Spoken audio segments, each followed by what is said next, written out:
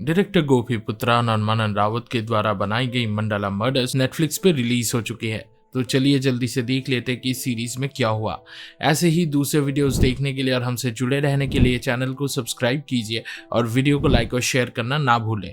Thank you. और एक huge spoiler warning के साथ let's move on. Vikram Singh जो पहले दिल्ली पुलिस में एक पुलिस अफसर था, काफी सालों बाद अपने बाप के साथ अपने गांव चरणदासपुर वापस आता है।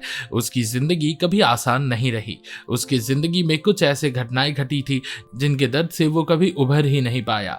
सालों पहले उसका छोटा भाई एक भयानक एक्सीडेंट का शिकार हो गया था, जिसमें वो बहुत बुरी तरह घायल हुआ था। उसकी हालत काफी खराब थी। एक दिन उसकी माँ वसुधा उसे अस्पताल से लेकर भाग गई। वसुधा को विश्वास था कि अगर वो वरुणा के जंगलों के बीच एक रहस्यमयी साधु से आशीर्वाद ले आएगी तो उसके बेटे की जान बच जाएगी। कुछ समय बाद उसके भाई का लाश उसी जंगल के पास मिला, लेकिन वसुधा का कहीं अता पता नहीं था। विक्रम का मानना था कि उसकी माँ अब भी कहीं जिंदा है और अगर उसके पिता ने ठीक से ढूंढा होता तो वो मिल भी जाती। विक्रम की गर्लफ्रेंड कविता भी एक दिन कुछ गुंडों के हमलों में गहरी चोट खाकर कोमा में चली गई थी। वो दोनों एक मंत्री सुमित राणा के राज के बारे में कुछ सबूत इकट्ठा कर रहे थे, जिसका बदला उन पर हमला करके लिया गया। विक्रम की दुनिया एक पल में उजड़ गई। वो खुद से लड़ रहा था, अपने अतीत को समझने की कोशिश कर रहा था और कविता के साथ एक नए जीवन की कल्पना में जीने की कोशिश कर रहा था।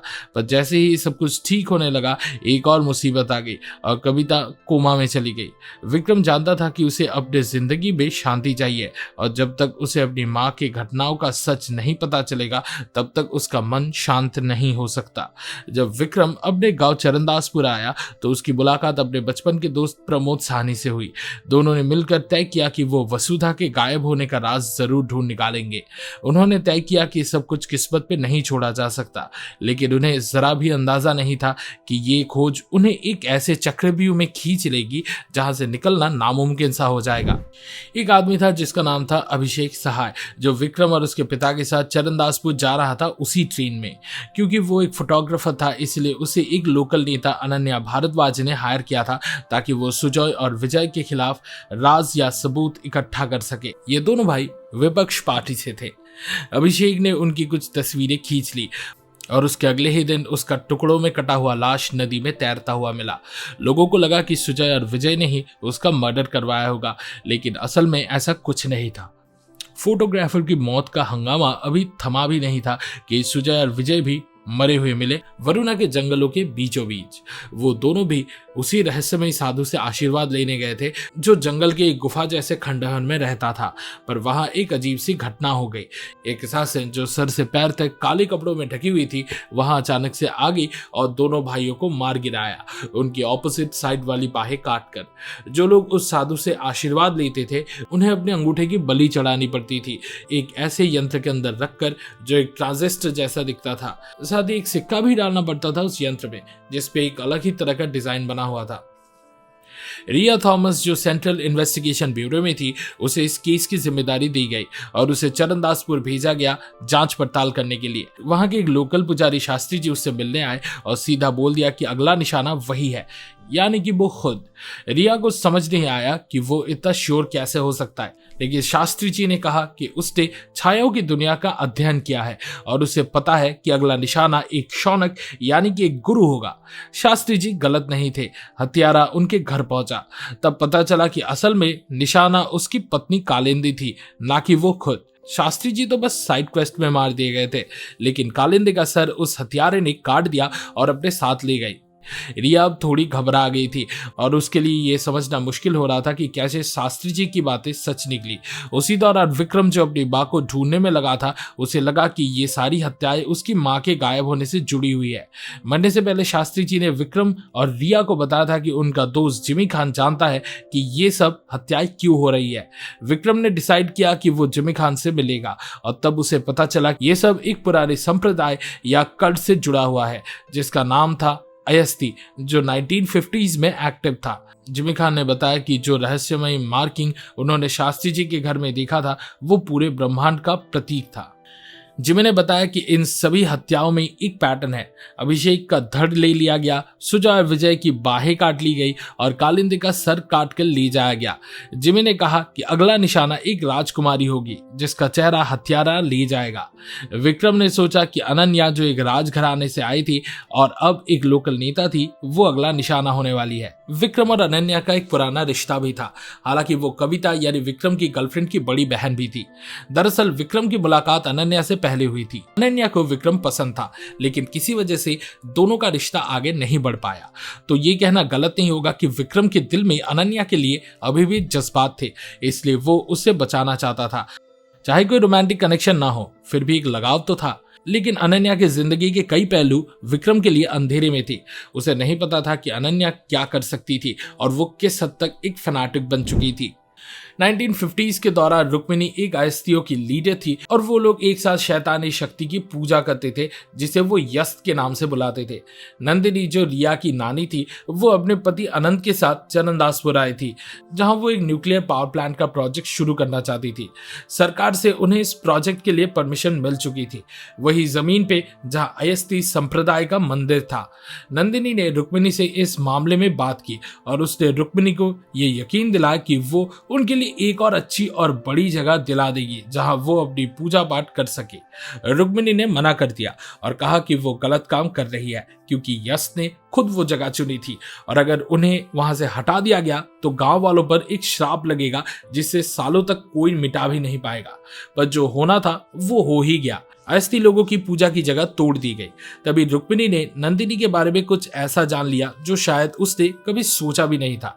अयस्ती के रूल बुक में नंदिनी के बारे में पहले से ही लिखा हुआ था।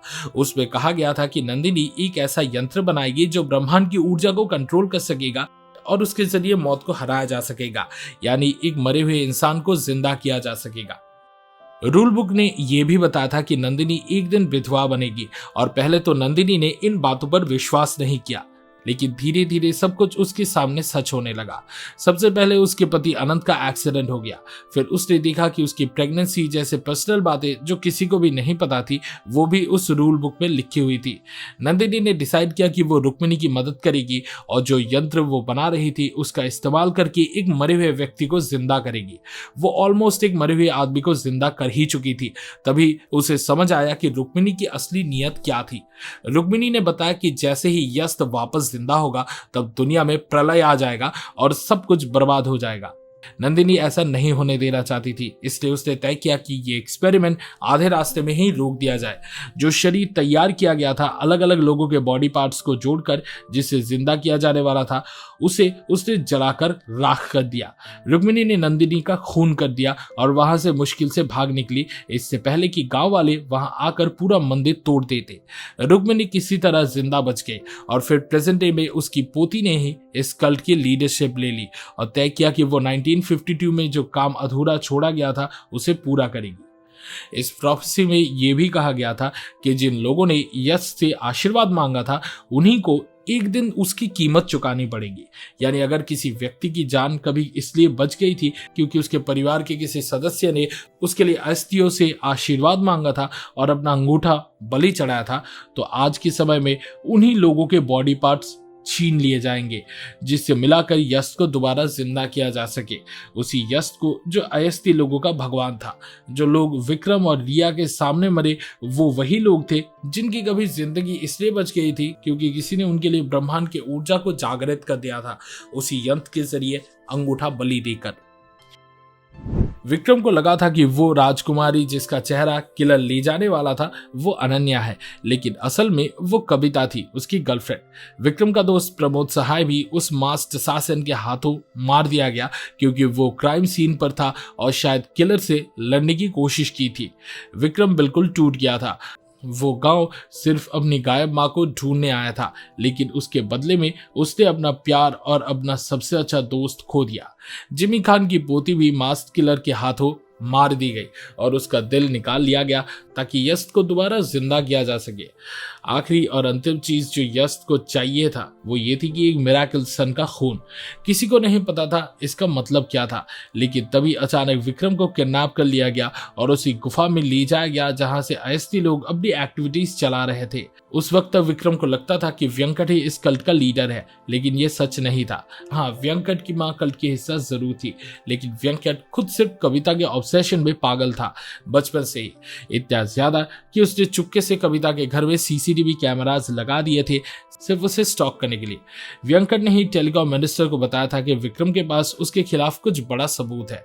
उसका इरादा था विक्रम को रास्ते से हटा देना ताकि वो हमेशा के लिए कविता के साथ रह सके, लेकिन मिनिस्टर के आदमियों ने गलती से कविता को भी चोट पहुंचा दिया और वो कोमा में चली, जिससे व्यंकट का पूरा प्लान फेल हो गया। मंडला मर्डर्स के एंड में दो बड़े राज सामने आए। पहला ये कि विक्रम ही वो मिराकल चाइल्ड था जिसे बलि चढ़ाया जाना था ताकि डीमन गॉड यस्ट को जगाया जा सके, और दूसरा ये कि अनन्या रुक्मिणी की पोती थी, वही रुक्मिणी जो पास में अयस्टी कल्ट की लीडर थी और अब प्रेजेंट टाइमलाइन में अनन्या कल्ट को लीड कर रही थी। अनन्या ने विक्रम को एक और बड़ा झटका दिया। उसकी माँ जो पिछले 20 सालों से गायब थी वो अभी भी जिंदा थी। विक्रम सोच भी नहीं सकता था कि अनन्या ही पूरे मर्डर्स के पीछे थी और कल्ट की असली मास्टरमाइंड थी। मेरा मानना है कि अनन्या सच में विक्रम से प्यार करती थी और उसके साथ जीना चाहती थी, लेकिन वो कल्ट के रूल्स से बंधी हुई थी। इसका मतलब ये था कि उसे पता था उसकी खुद की बहन कविता भी बलि चढ़ जाएगी, लेकिन उसने कुछ नहीं कहा क्योंकि उसका मानना था कि यस्ट को वापस जिंदा करना सबसे ज्यादा जरूरी है। विक्रम को अनन्या के आंखों में देखा वो जुनून समझ ही नहीं आया। वो उसे एक अजीब अनजान इंसान लगने लगी थी।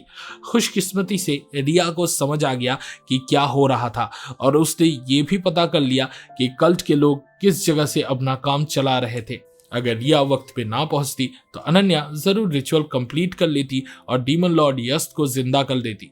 विक्रम की मां वसुधा ने लगभग 22 साल पहले अपने छोटे बेटे को अयस्टी के गुफा में ले जाकर एक वरदान मांगा था, लेकिन उस वक्त उसे ये नहीं पता था कि विक्रम का छोटा भाई तब तक मर चुका था, तो टेक्निकली यस्ट उस बच्चे को जिंदा नहीं कर सकता था, इसलिए वसुधा को एक वरदान मिलना बनता था। मेरा मानना कि वो वरदान विक्रम को मिल गया। असल में अनन्या ने वसुधा को जिंदा रखा था क्योंकि जब तक यस्ट उससे दिया गया काम पूरा ना कर ले वसुधा को मारा नहीं जा सकता था। विक्रम का खून ट्रांसफर हो रहा था एक नए बॉडी में। वो बॉडी उन लोगों के अंगों से बनाई गई थी जो अब तक बलि में मर चुके थे। तभी ब्लड ट्रांसफर रुक गया और विक्रम वापस जिंदा हो गया। यस्ट को वसुधा को उसका वरदान देना ही था। कल्ट मेंबर्स ये एक्सपेक्ट नहीं कर रहे थे कि ये सब इतने क्रूशियल मोमेंट पे होगा, तो यस्ट शायद मॉर्टल वर्ल्ड में आ चुका था। मेरा मानना है कि विक्रम बहुत लकी था और ये भी हो सकता है कि वो अभी भी सिर्फ बोरोड टाइम पे जी रहा था, क्योंकि हमने देखा था कि यश जिस बॉडी में वापस आता है वो उन लोगों के पार्ट से बनती है जिनको उसने पहले आशीर्वाद दिया था। तो फ्यूचर में विक्रम के बॉडी पार्ट्स भी जरूरी हो सकते हैं और कल्ट के लोग उसके पीछे दोबारा आ सकते हैं। मंडला मर्डर्स के एंड में रिया वहां आ जाती है और अनन्या को मार देती है, तो कह सकते हैं कि इस पूरी ऑपरेशन की मास्टरमाइंड अनन्या फाइनली हार ही गई और ऐसा लगने लगा कि शायद ये पूरा डेमोनिक कल्ट खत्म हो गया हो। लेकिन मुझे नहीं लगता कि सब कुछ इतनी आसानी से खत्म होने वाला है, क्योंकि अभी भी यस्ट और कल्ट के बारे में बहुत सारी राज हमें नहीं पता। मोक्षा वो डेडली असासिन जेल भेज दी गई, लेकिन वो अभी भी जिंदा थी और कोई उसे बचाने आ पहुंची, शायद कल्ट का ही कोई और मेंबर या दूसरी असासिन। साथ ही नंदिनी का बना हुआ डिवाइस भी अभी तक इंटैक्ट था, जो ये दिखाता है कि अयस्टी कल्ट के बारे में अभी भी बहुत कुछ जानना बाकी है। हाँ, विक्रम अपनी माँ से मिल गया, लेकिन उसकी जिंदगी अब भी नॉर्मल नहीं होगी। मुझे लगता है कि यस्ट जैसे इतने पावरफुल एंटिटी से छुटकारा इतनी आसानी से नहीं मिलने वाला। अनन्या तो मर गई, लेकिन मुझे लगता है कि अयस्टी का एक नया लीडर जरूर आएगा जो दोबारा से यस्ट को मॉर्टल रियल्म में लाने की कोशिश करेगा और दुनिया को तबाह करने की भी। हे इस वीडियो को देखने के लिए शुक्रिया। मंडला मर्डर्स देखने का आपके एक्सपीरियंस के बारे में कमेंट सेक्शन में जरूर शेयर करें। सिनेमा सीरीज के वीकली डोज के लिए लाइक बटन दबाएं और हमारे चैनल को सब्सक्राइब करें। अगले वीडियो में मिलता है और फिलहाल के लिए signing off. Good bye and I will be back.